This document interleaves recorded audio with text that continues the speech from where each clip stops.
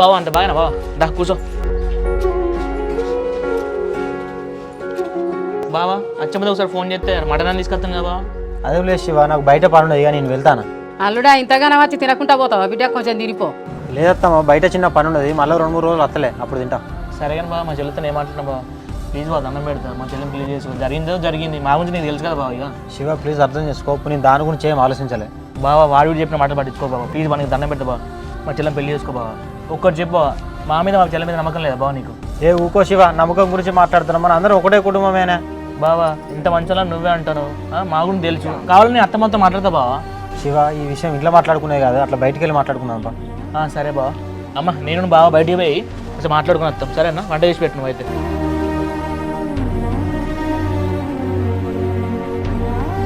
అన్న నీతో కొంచెం మాట్లాడాలన్నా. చెప్పురా తమ్ముడు. అన్న కావ్య ఫోన్ చేసిందన్న, వాళ్ళ బావ ఫోన్ నుంచి వెళ్ళి కావ్యతో మాట్లాడన్నా. అవునారా తమ్ముడు, మరి కావ్య ఏమంటుందిరా? ఏం చెప్పాలన్న, వాళ్ళ ఇంట్లో దానికి ఫుల్ టార్చర్ అవుతుందంట, అది ఎంత బతిమాలా కూడా అస్సలు ఒప్పుకోవట్లేదంట.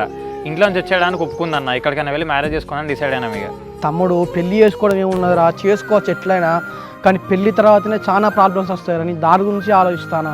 మరి మనం ఏం చేస్తాం బావ, చేసే ప్రయత్నం అయితే చేసినాం కదా, వాళ్ళు ఒప్పుకుంది మనం ఏం చేస్తాం? ఇప్పుడు బావ అయితే కావ్యాన్ని ఇబ్బంది పెడతలేడు కదా, తన ఇష్టంతోనే తను వస్తుంది. అదే కళ్యాణి, పెళ్లి చేసుకున్న తర్వాత వాళ్ళ అన్న కంపల్సరీ ఇంటికి వస్తాడు, ఊర్లో పిలిపిస్తాడు, ఎన్నో గొడవలు అవుతాయి. ఆ గొడవల గురించి ఆలోచించే కొంచెం ఆవిడవుతుంది అంతే. నేనేందన్న వానికి భయపడేది, నాకు అదంటే ఇష్టం, దానికి నేనంటే ఇష్టం అంతే. పెళ్లి చేసుకున్నాక నెక్స్ట్ సెకండ్ పోయి పిఎస్ఆ కంప్లైంట్ ఇచ్చుడే. సరేరా తమ్ముడు. అన్న మీరైతే ఈ విషయంలో ఏం బాధపడకండి అన్న, మా గురించి మేము కూడా మీ మాట మీద నిలబడి ఇన్ని రోజులు ఆగినామన్న, ఇక తప్పట్లే కాబట్టి స్టెప్ తీసుకుంటున్నాం అంతే. ఓకేరా తమ్ముడు, ఇక మనం పద్ధతి ప్రకారం వాళ్ళ ఇంటికి పోయి మాట్లాడినాం, వాళ్ళ అన్న అసలే వినలేదు. ఇప్పుడు ఆ అమ్మాయికి మాత్రం నువ్వు వంట ఇష్టం ఉంటుంది కాబట్టి నువ్వు పెళ్లి చేసుకోరా, ఇక ఆ తర్వాత ఏదైనా ఎదుర్కొందాం ధైర్యంగా. థ్యాంక్ యూ అన్న. మా సపోర్ట్ మాత్రం ఎప్పుడు నీకు ఉంటుందిరా. నేను ఇంట్లో అమ్మతో నాన్నతో కూడా మాట్లాడతాను, మాకు తెలియకుండా నువ్వు వెళ్ళి పెళ్లి చేసుకొని రా ఇక.